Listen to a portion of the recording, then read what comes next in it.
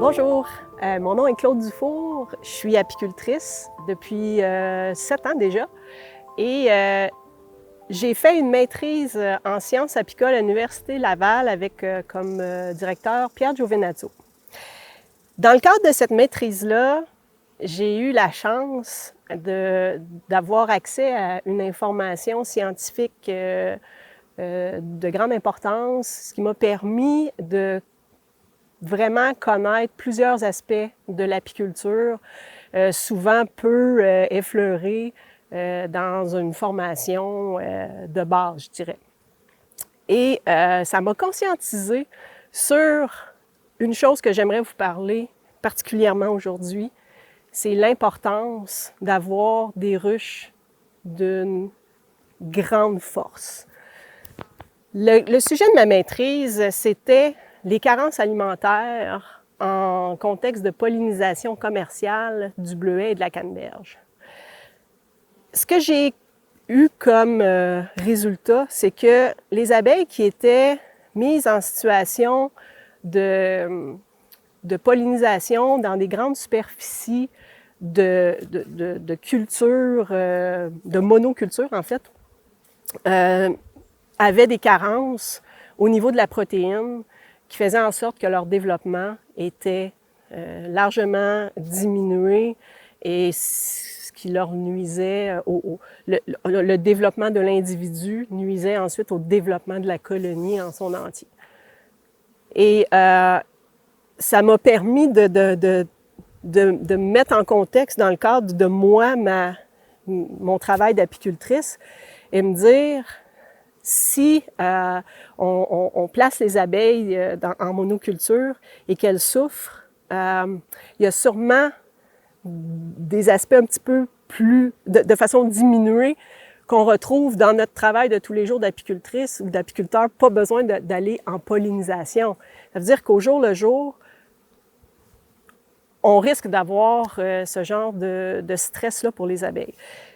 Et ce que je veux vous conscientiser, c'est que il y a plusieurs éléments qu'on peut miser pour avoir le meilleur des contextes en général pour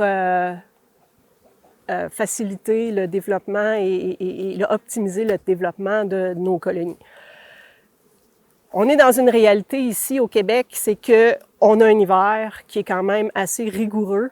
On a de la neige longtemps, les abeilles sont confinées jusqu'à 5 mois par année. Et ce confinement-là les rend très vulnérables. Avant même de se rendre à l'hivernement, ben, le travail de l'apiculteur, c'est de s'assurer qu'on leur donne toutes les chances possibles pour qu'elles puissent passer au travers haut la main.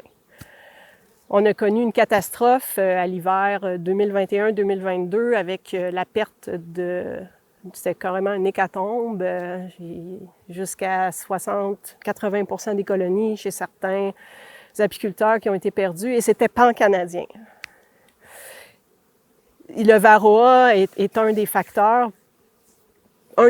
vraiment importants, mais il n'a pas agi tout seul. Le varroa a été un cofacteur dans un ensemble d'autres éléments qui ont contribué à rendre ceci comme une catastrophe. Fait qu'en partant, et ce que je vais dire là, c'est peut-être pas la recette, mais c'est une façon de dire que on met toutes les chances de notre bord. Dans un premier temps, je conseille fortement de s'assurer que nos abeilles ont une ressource adéquate et diversifiée. Et ça, c'est un élément qui est ressorti très fort dans les conclusions de ma maîtrise. La diversité florale est d'une importance capitale. Et là, je vais parler un petit peu plus scientifique. C'est que chaque fleur produit du pollen avec une quantité de protéines et d'acides aminés qui lui est propre. Donc, si l'abeille n'a pas accès ou a accès seulement, par exemple, allons-y au plus négatif, a accès à seulement ce pollen-là, cette fleur-là, bien, elle va certainement être en manque de quelque chose parce qu'une fleur ne contient pas nécessairement tout ce dont l'abeille a besoin. Il y en a qui ont plus ou moins de protéines à l'intérieur de leur pollen et ça leur prend 20, 25 et même 30 de pollen, de protéines à l'intérieur du pollen pour qu'on puisse dire que le pollen est nourrissant. En s'assurant d'avoir une grande diversité florale, on répond à ce critère-là. Et moi, je considère que c'est à l'apiculteur de s'assurer qu'il y a vraiment ce qu'il faut. Si on met une ruche à un endroit donné, il faut avoir vraiment vu qu'est-ce que l'abeille va pouvoir aller butiner. Et il faut connaître les ressources qui sont disponibles et il faut limiter la quantité de ruches en fonction de cette ressource-là. Donc, si j'avais mis, par exemple, mes 50 ruches ici, ça a beau être très diversifié, bien, il n'y aurait pas eu assez de ressources pour tout le monde. Fait qu'il faut s'assurer qu'elles sont en diversité et en quantité adéquate. Donc ça, c'est la première des choses pour que nos colonies se développent de façon forte. Il faut aussi s'assurer d'avoir un contrôle important et rigoureux des maladies. Et pour ça, il faut connaître les maladies. Il faut savoir les reconnaître dans la ruche. Il faut pouvoir les détecter et agir promptement pour éviter que ça se propage ou encore que ça mène à la perte de la ruche. Donc, détecter les maladies, pour ça, bien, ça prend une formation. Et puis, il faut voir beaucoup de cas, faut voir des cas dans la ruche pour être en mesure de bien les détecter.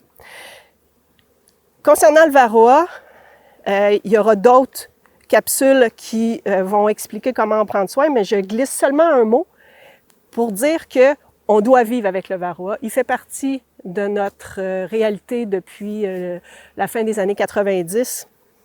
Les vieux apiculteurs ne connaissaient pas le varroa. Je les envie beaucoup, mais le varroa doit être contenu. Donc, il faut éviter sa propagation, donc son développement au minimum. On sait qu'il est là, mais il faut prendre les mesures pour éviter qu'il se multiplie de façon exponentielle et qu'il cause des ravages. Comme je disais en début de capsule, le varroa est un des facteurs qui peut contribuer à la catastrophe. Quand on parle de synergie, la synergie, en fait, c'est qu'on prend, par exemple, le varroa tout seul. Bon, il cause tel problème. On va prendre le manque de diversité florale, il cause tel problème. Tu les mets ensemble, ça explose. C'est pas l'addition des résultats, c'est exponentiel les deux mis ensemble. C'est la synergie. Et c'est pourquoi il faut contrôler le plus possible ces cofacteurs pour éviter que ça devienne une bombe ou une tempête parfaite. Fait qu'on a parlé de la diversité florale, on a parlé de la quantité de ruches dans un endroit donné, on a parlé du varroa. Ce qu'il faut aussi s'assurer, c'est que le développement du couvain se fasse de façon optimale. Et là, il faut vraiment axer nos observations sur la reine. La reine, est-ce qu'elle pond assez? Est-ce qu'elle pond bien?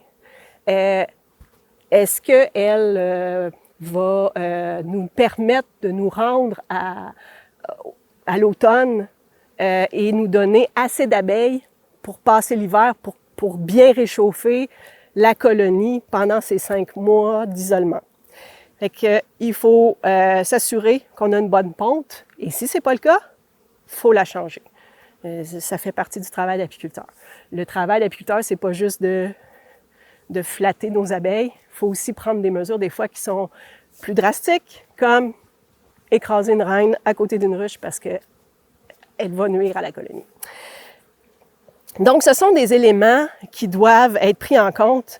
Et il y a une chose que je dois mentionner, c'est qu'il y a des apiculteurs, souvent ce n'est pas les nouveaux apiculteurs, mais qui dans leurs revenus, ils font de la pollinisation commerciale. C'est important autant pour l'apiculteur que pour le producteur. C'est un travail qui doit se faire et qui doit continuer à se faire.